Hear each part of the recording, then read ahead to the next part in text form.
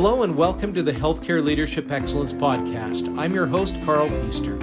I'm an executive coach and a strong advocate of superior leadership. On this podcast, we explore the essence of leadership through interviews and dialogue and provide you with tangible steps you can take to improve your leadership performance. As a best-selling author, John Maxwell says, leadership is about one life influencing another. The stories, experiences, and wisdom you hear throughout each episode will inspire you to step up, lead, and influence those around you. I would like to welcome you today to the Healthcare Leadership Excellence Podcast. You will have an excellent experience today as our guest has led in leadership at some of the highest levels.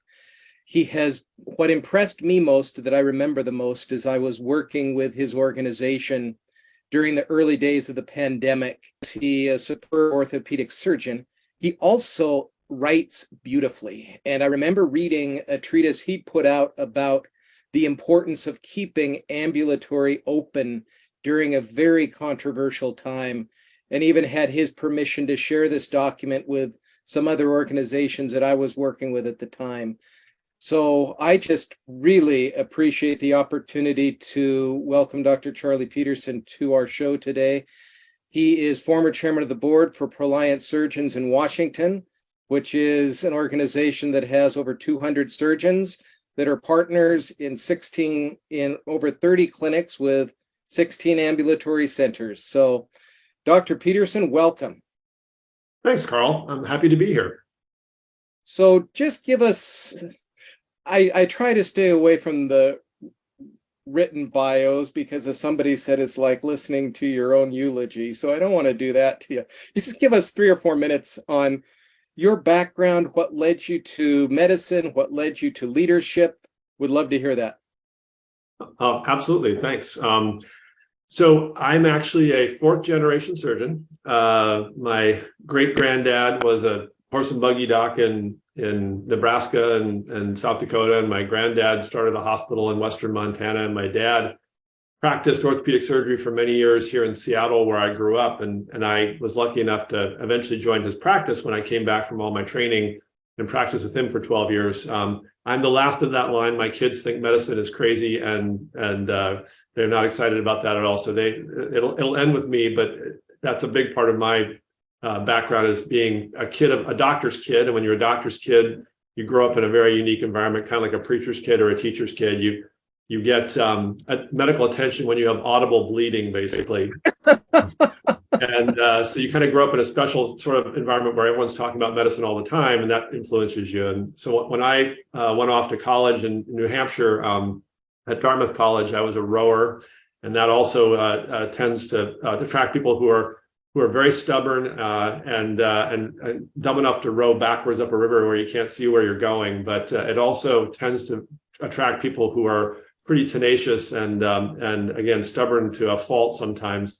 And that's where I met my wife, who I've been with now for 35 plus years. And she was a rower as well. So marrying another rower leads to interesting things in your relationship, where you have 2 very stubborn mules who butt heads a lot. I then came back to Seattle to go to University of Washington Medical School, and then went to the Mayo Clinic for 5 years to do my orthopedic residency training. And that was a fantastic experience. But Minnesota wasn't really our cup of tea. It's southern Minnesota, especially, is a very rural area. And we decided we wanted to go to an urban area to live. So we then went to New York for a year, where I got my fellowship training in sports medicine and shoulder surgery. And then finally came back to Seattle in 1996 to start practicing with my dad in his practice. We joined Proliant Surgeons, which is a large organization that was built to keep independent surgeons independent by banding together in one tax ID company to allow better contracting and negotiation and leverage in the marketplace. That was started in 1993, but really got to its final iteration in 2002. And our practice joined that in 2003. I then joined the board of directors of Proliant in 2004. And I was on the board of directors until just last year, so that's 18 years. In the last 8 years of that, I served as the president of the company and the chairman of the board. And then circumstances of life are always interesting. And we had 2 episodes where we had to change CEOs during my tenure as the chairman of the board. And so I took over the CEO duties for interim periods for about a year the first time and about 8 months or so the second time. And of course, the running joke was that I have no training in being a CEO, no interest in being a CEO, and no experience being a CEO. So of course, life made me a CEO. Luckily, the company survived me well enough to continue to grow and thrive and is doing quite well right now. Excellent to hear. I do have enough background with Proliance to know that you're being a bit humble there in regards to CEO, because I've talked to a lot of the board members in different aspects. How do you get, so just to jump in with my first question, surgeons are unique thinkers. They have to be in order to step to the side of the table, and especially in orthopedics, to literally take apart a limb and put it back together, whether it's joint replacement, whether it's traumatic injury. And so that level of intelligence leads to a certain level of confidence in one's opinions. You mentioned that you have over 200 partner surgeons. How do you lead 200 very individualistic thinkers toward a common goal? It's a great question. It's actually the question that I and all the board members would ask ourselves just about every day of my tenure on the board. And you're absolutely right. It's kind of like having 250 alpha dogs. All of them are pretty sure that if they had to, they could lead this company and do it better than you could. And they're just letting you do it because they don't have the time to do it.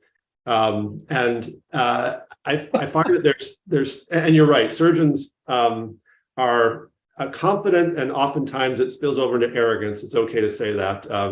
I do it. I have to watch myself sometimes in that regard. I find that there's a couple of things that work for me, and obviously it doesn't work for everybody. I find that, and this comes, I think, out of being a doctor's kid again and growing up in a family of medicine. I was always taught that a life of service was a very important part of humanity and of happiness in life. And I found that myself throughout my maturation in life and my career, is that if I look at it as enjoying being a servant of those that I lead, whether it's a type of leadership in the office, helping a patient in a collaborative relationship with their orthopedic problem, or in the boardroom trying to solve a problem in the corporation or decide a strategic direction of the corporation, remembering that I'm serving those that I'm leading is critical to me, because then whatever I do, whether it works or doesn't work, or whether people are happy with it or not happy with it, I can come back to that touchstone that I was doing it all along in service for the corporation and for the good of the corporation. And then part two of that is taking that further, is to then figure out, always realize that every time you've got 250 alpha dogs, everything's going to be a compromise at some point, because everyone thinks that they have the right idea. And you'll have groups of people that think together, but you're never going to have 250 people all lined up in the same direction. So finding the incentive points, finding, what is driving the decision process of people who are disagreeing with you or even agreeing with you, and then figuring out how to, first of all, crystallize those incentives so you understand them. Secondly, articulating them transparently to the different groups, saying, look, this group over here wants to achieve this. You guys want to achieve this. The third group wants to achieve this. And then explaining how we can't achieve everyone's incentive exactly, but here's how we can align those incentives and work in a way that's going to either A, have the carrot of it's going to work out really well if we do it this way, or B, the stick of if we don't do it as by aligning the incentives, bad things are going to happen. That seems to work pretty well 95% of the time. The other 5% of the time, or maybe 10% of the time, at some point, you just have to make an executive decision along with your board and say, look, I understand all the things that people are saying. We get it, but at the same time, we have to do this because you elected us as the board. And if you're really unhappy with that, the shareholders can always throw the board out and start all over again. That's your choice, but here's how we're going to go because the board has thought about this pretty intently and thoughtfully, and this is where we're heading. I want to dig down on two aspects of what you just said. One struggle I have as a coach is getting people to understand the key point you made, that even when you're in an exam room, one-on-one or two-on-one with your nurse, with the patient, that you're actually leading in that moment, that's being a servant leader. And I have a lot of physicians and surgeons that really struggle because they think that leadership is a position with direct reports. How do you get your physicians, the ones that you work with, to really realize that servant leadership with a patient is huge? How do you do that?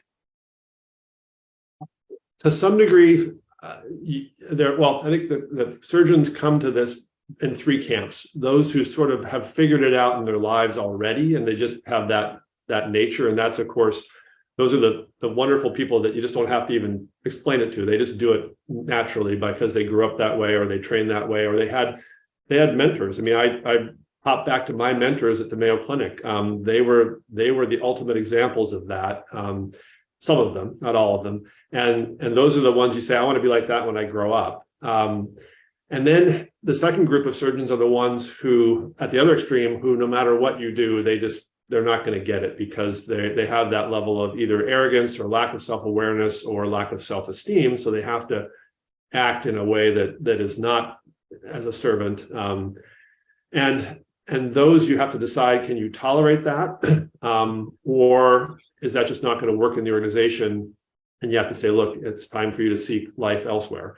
And usually we don't have to do that. And usually surgeons can be, especially some that are having challenges with patient outcomes, can be persuaded by other incentives like increasing their medical malpractice rates, or having certain having proctoring, having coaches, et cetera. We can help behavior that way.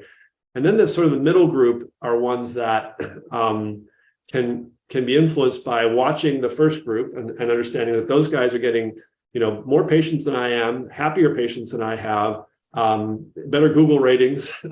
All those types of things, those metrics that we all use to compare ourselves across all industries.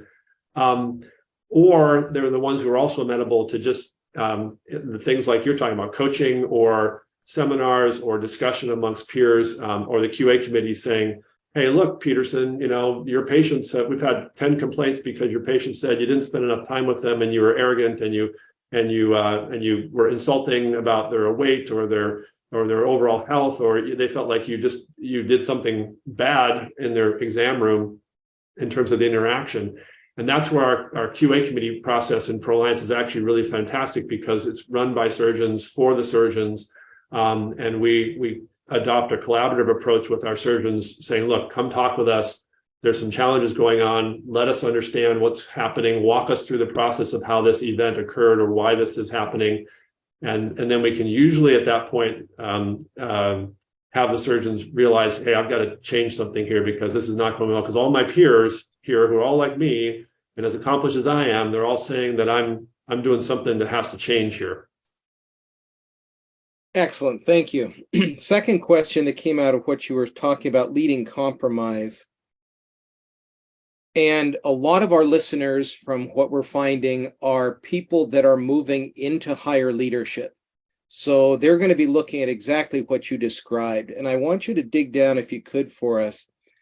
I've been in the boardroom there in Seattle and was in one setting where we had several, probably a dozen surgeons around the table discussing one aspect.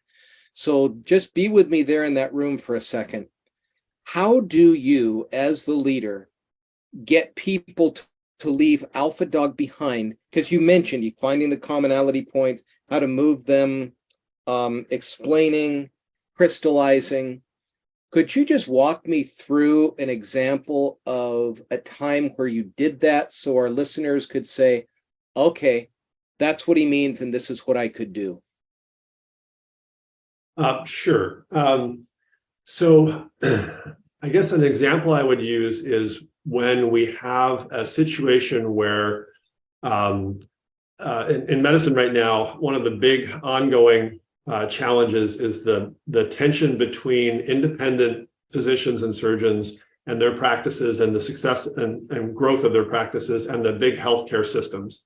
These are the not to name names, but the big healthcare entities that are sort of absorbing independent practices are owning hospitals, and they're the ones who are also driving now a lot of insurance companies. So they're linking the insurance product to the hospital and healthcare delivery product. And it's a huge threat to the independent surgeons and physicians because they have more contracting power. They hold more sway with governmental regulators and legislatures. And so it's one of the reasons a lot of your primary care doctors may have joined a system, and you may be frustrated because you don't have as much access to them or don't feel like it's the way it used to be. So that's a constant challenge for Proliance. And so what happens sometimes is we'll get a situation where we'll have a hospital entity or a healthcare entity come to Proliance and want to buy us, basically, or want to have some type of influence or buy some of our practices or some type of contracting with our entities within Proliance, some of the clinics in certain areas of the Proliance footprint. And those entities are asking the question, why shouldn't we do this? Why should we not be part of this? And so we have to obviously analyze that and come to a thought process about whether that's a good thing for the company or a bad thing for the company. And let's just say in this instance, it's a bad thing for the company because we feel it's going to pick the company apart. There'll be some who benefit, some who don't benefit. And it would undermine our main mission of being an independent surgeon-led, surgeon-focused, and patient-focused corporation. So what you'll have in the boardroom is you'll have folks who are maybe part of the group of surgeons who are interested in possibly contracting with that outside entity, and you'll have folks who are very adamantly opposed to that because they may not be either directly involved in how that's going to benefit a practice, or they also may just have philosophically concerns about that. So I think that when I get in a situation like that, I think I would advise all the folks who are moving to leadership to do, before you even enter the boardroom and enter that leadership position, I would advise you to make sure you know yourself. I know that sounds cryptic and somewhat philosophical, but I think it's really critical, and not only in leadership, but just in life in general, to know who you are and know what's important to you and know what your purpose is here on the world. And I can just share with you, it should be very easy and distillable down to 2 or 3 points. And I can tell you what my 3 are, and I use them all the time. Mine are, number 1, to love and cherish and honor my family. Number 2 is to fix broken people, which obviously dovetails into orthopedic surgery. And number 3 is to create things in the world that are elegant, beautiful, and leave the world a better place than I found it.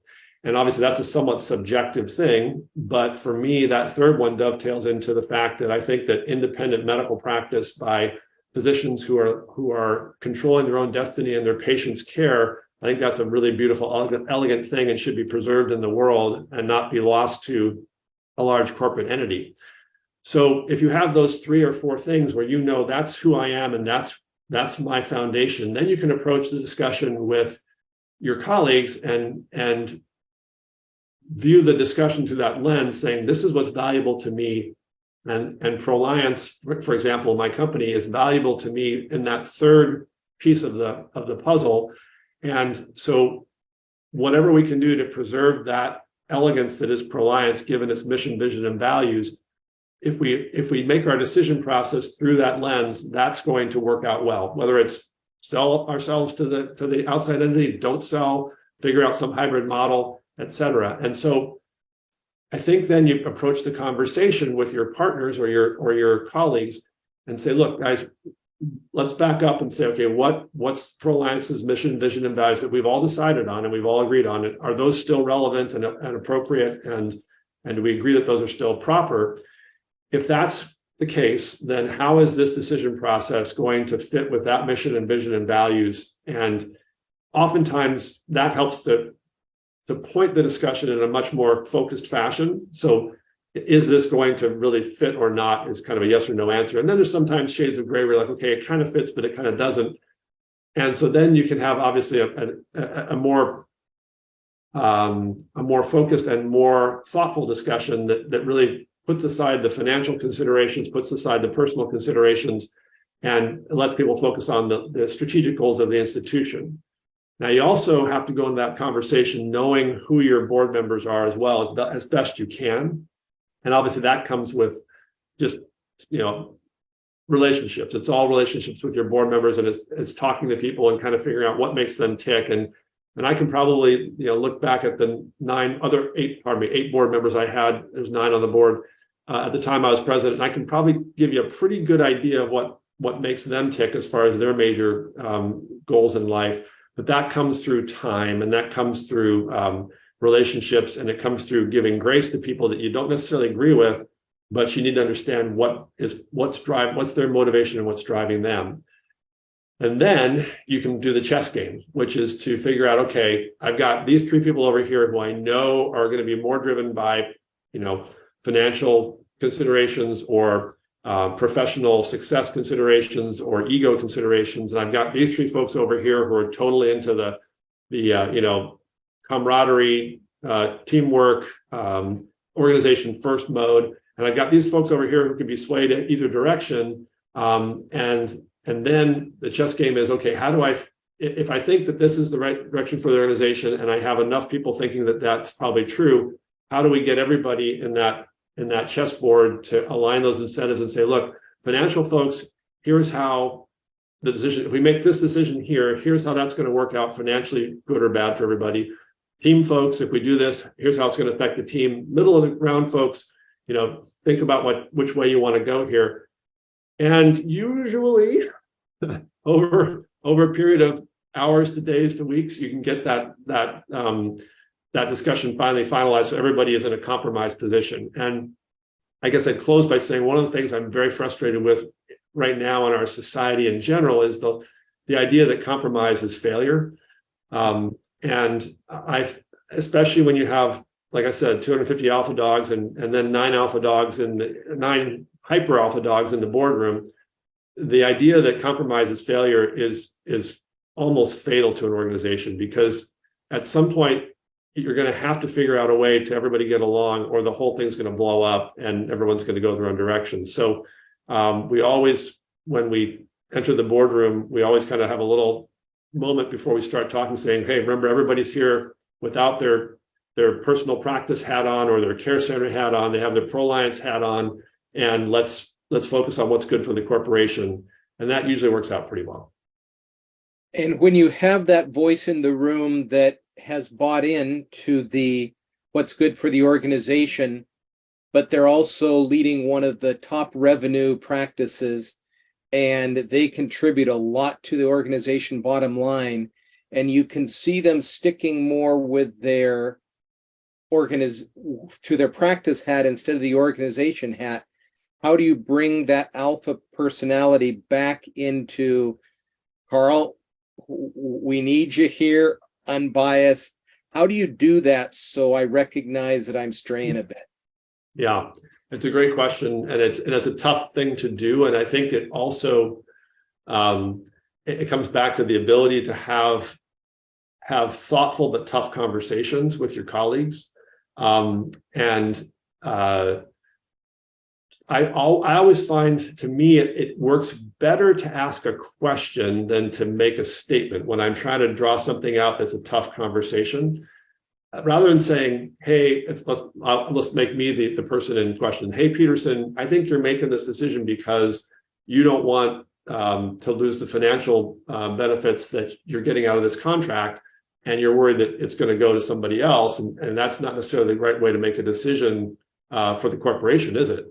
That's obviously, that's very confrontational. It's very blunt. It's very to the point. But at the same time, it puts me on the defensive immediately.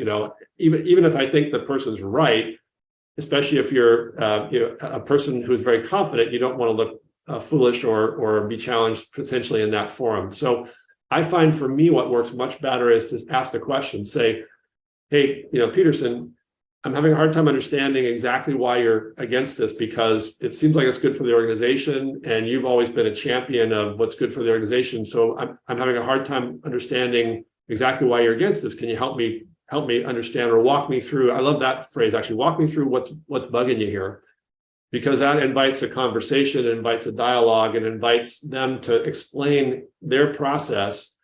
And at that point, they have to kind of fish or cut bait. And so they either can explain, in very, hopefully very good detail, why they want to be very selfish about this, et cetera, in front of all their colleagues, or they can think about, well, do I really want to put that out there on the floor? Maybe I am willing to modify my position. And I think that it's also important, if they really do feel that way. I've had board members who say, look, I don't want to do this because it's going to cost me, 10% of my income, and I just can't vote for that. And that's fine. I mean, that's an important position to hear on the board, because it may be that other people feel the exact same way and they weren't willing to say it out loud. And you have to be willing as a leader to sometimes, pivot and say, look, I don't have the votes here, even though I think this is the best way to go. We're not going to get there. So can we afford to not get there? Can we afford a compromise position? Or is this something that's so critical to me and who I am, and how I view my leadership role and who I am as a leader? Do I have to just say, guys, look, I can't go along with this as a leader. I think this is really, really, really awful. And if you're going to go this way, I'm going to have to step down as a leader. And that's obviously a nuclear solution, but it can come up, and you have to be willing to consider that if you feel that strongly about the board going in the wrong, or your team going in the wrong direction. So on the same line, we hear a lot about the importance of flexibility and being able as a leader to pivot. You said something just a few minutes ago, conversations of hours and days and weeks before people see the vision that you have. What's been your litmus test of, I need to keep talking about this versus I need to pivot? What's been your guiding lights as to, this is a pivot, Charlie, versus this is, no, we need to keep talking about this because I really feel it's best for the organization? How do you decide that? It's obviously not a perfect, I don't have a perfect answer for you, Carl. I think it also depends upon your time in the leadership role. Once again, it gets so much easier in some ways once you've been a leader for a while and you know your team, because then you kind of know just their tells. the tell of, are they going to budge on this, or are they just set on this position and no matter what I do, they're just not going to change. And then if you're don't have a ton of experience, I think, again, 90% of human conflict comes down to lack of conversation and lack of communication. And so it's very rare that I found somebody that I can't just get on the phone or in the room with and say, hey, I need to understand here why you're so fixed in this position. Explain that to me. And then say, okay, is there any wiggle room here? I mean, are you totally fixed on this? Are you being driven by your partners in your care center? Are you being driven by personal experience? What's going on? And it's pretty rare that I can't have somebody kind of give me their level of adamant, where their bright line is in the sand, where they're not going to move beyond that point. And so that requires work. I mean, that's another thing I would point out, is that being a leader it's the hardest work of all in the whole team, because it means that you have to, now you have to talk to 8 different people on my board. You have to talk to 8 different people sometimes, and that takes time and it takes effort, and it kind of can drain you after a while.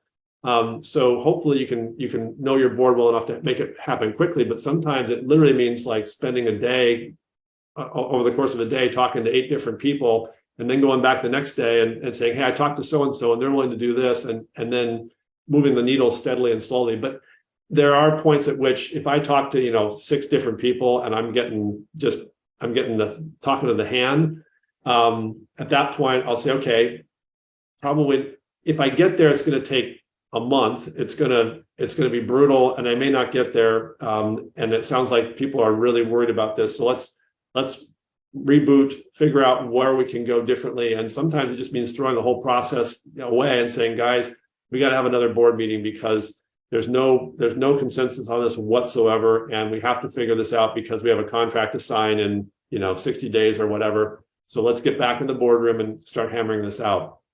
That's what works for me, and it may work well for other people. But I find that most things in life can be solved with communication.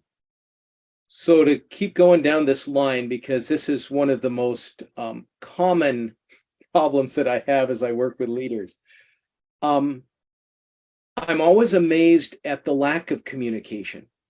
I'll be brought into a situation, and I'm assuming, and I've learned not to do that as much, that people have talked to each other, and yet key points have not been brought up because they were afraid of an angry response.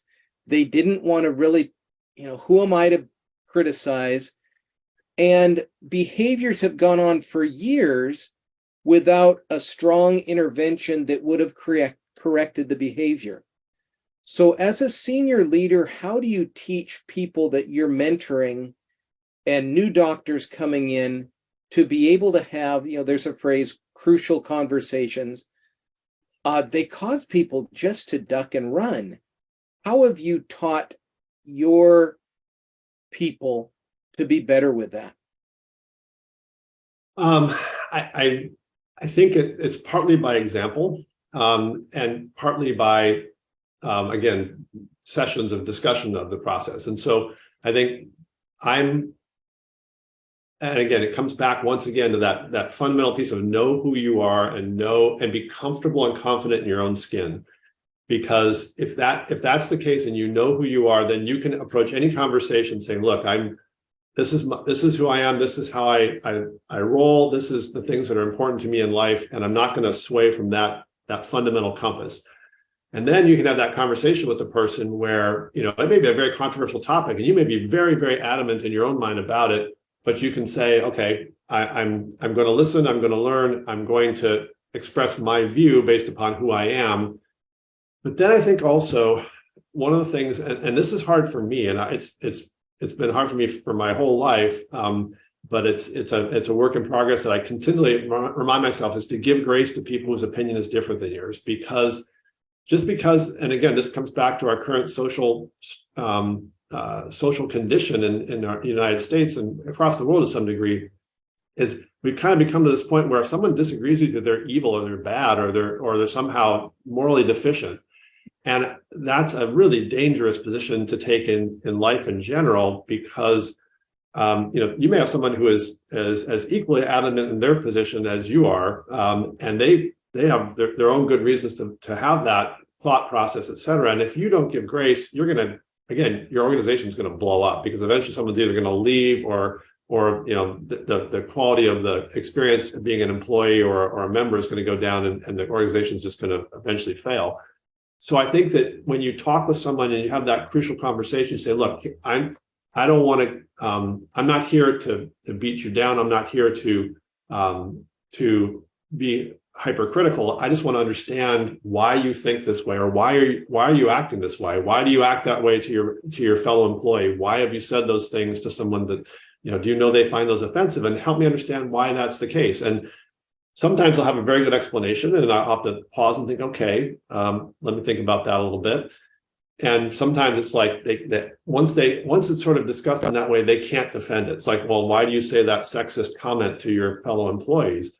And they can't defend it, or they try to defend it with something that's kind of silly. And so as you talk about it further, I think it becomes more clear without having to have an argument over it and saying, look, you can't say that to somebody.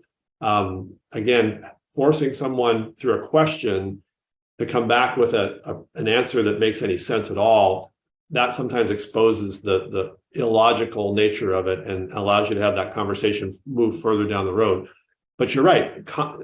A lot of people inherently, and I think it's a human thing to avoid conflict. And some people like conflict. I have partners who just love to mix it up, and they're interesting folks. But I think most people try to avoid it, and that's what leads to that. I don't want to make waves. I don't want to have that potentially painful conversation. And then, as you said, things slide by. And I think that a leader has to be very willing to say, wait, that doesn't make sense to me. I'm comfortable enough with myself, and I'm okay with getting yelled at or getting criticized or having someone, get back in my face because they're upset. But I want to understand why this is happening. And so I'm willing to ask the question that leads to that crucial conversation. I want to wrap us up today by going back to something that just was so refreshing to listen to. When you talked about knowing yourself, and you've woven that through several very key responses here. Knowing yourself gives you that confidence to confront many things. How did you arrive at such a depth of 3 key items? Cherishing, loving, and honoring a family, repairing broken people, and leaving the world a better place. How did you refine down to those 3 key areas? What did you do? Well, I actually first heard this philosophy of how to approach your professional life from one of my mentors at the Mayo Clinic. I'll give credit where credit's due, Dr. Bernard Mori. Bernie is one of the gods of orthopedics in the elbow world, and he was the chairman of the department, and he was the head of the American Orthopedic Academy at the time. And he was one of those guys who just, writes the textbooks. And at the same time, he was a wonderful person and a fantastic mentor to me, along with many other people at Mayo. But he gave me that piece of advice when, we were talking about practice and talking about the craziness of his life. I mean, he was traveling all over the world, and he would pop in for like 2 weeks and do surgery and then disappear for another 3 weeks off to some lecture somewhere. And we were talking about that, and he told me, he said, Charlie, at the end of the day, you have to know who you are, you have to know what's important to you, and you have to, refine that down. He said, you can make it simple. I mean, keep it very simple and figure out those 3 or 4 things that are really important to you. And of course, at the time I was, I think 30 years old, I was, sleep deprived and worried about how am I going to make a living and all those types of things you worry about when you're 30 and you're training. But it kind of stuck with me. And as I went through life and you meet life's challenges and you have, obviously your good and bad days. I remember him saying that to me, and I kind of started thinking about it and talking about it with my wife. And it really is, it's a wonderful tool because, and again, just keep it really simple because there's not more than about 3 or 4 or 5 things that really are the important things to all of us. And there are probably a lot of common themes, but I just have found it a very, very useful tool to be able to say that. And then when something really bad comes up, and it always does, you kind of say to yourself, okay, how am I going to tackle this? And it becomes just second nature. You're kind of thinking, okay, what's important and what at the end of the day can I live with? I mean, how can I live within my own skin and look in the mirror and say, hey, I made this decision that turned out either really well or didn't turn out all that great, but I know it was the right thing for me because I lived by those basic tenets of what my purpose here is in the world. I can't thank you enough for your time today. I've been taking notes like crazy, and I can't wait to release this to our listening audience. Dr. Peterson, thank you. You're welcome, Carl. Thanks for speaking with me, and good luck to everybody out there who's in a leadership position. It's often a thankless job, but there's a lot of wonderful reward you get from doing it just internally to yourself.